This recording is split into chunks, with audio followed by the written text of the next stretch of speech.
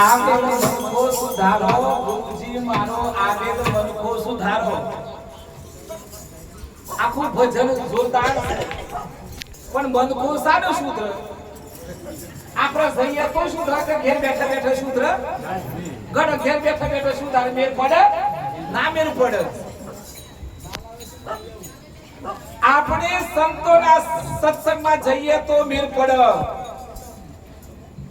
દીકરીઓ વાતો ન કરતી બહુ ડાઈ છે દીકરીઓને મને ગમે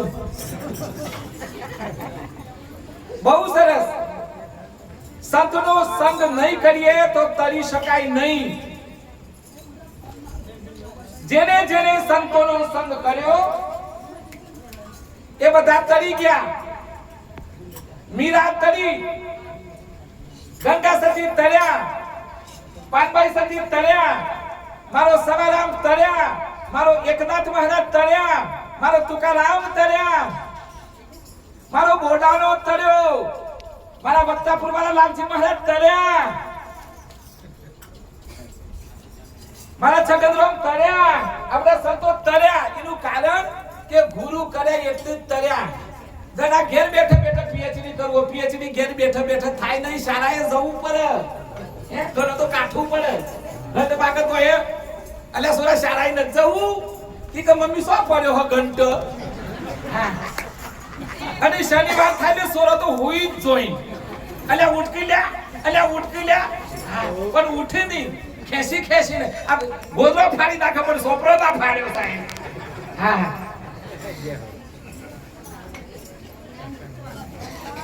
ભાઈ આ તો વીજળીના ચમકારા જેવું જીવન છે તમને એમ લાગતું હશે કે આ વીજળીના ચમકારા જેવું છે આ તો પેલું પોણીના પરપોટા જેવું જીવન છે એ જતું રહ એટલે જાગી જો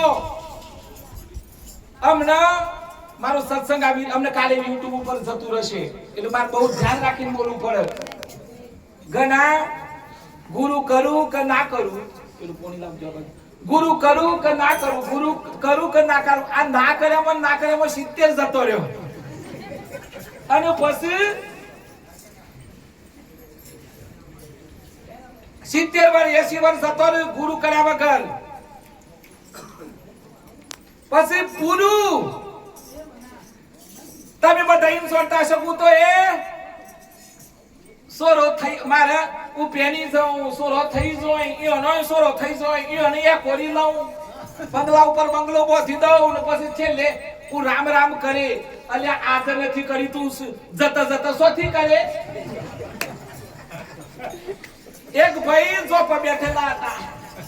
મારે તો આવું જ હો પાછું એક ભાઈ જોપ બેઠેલા હતા એક હમજુ મોણસ આઈ બેઠું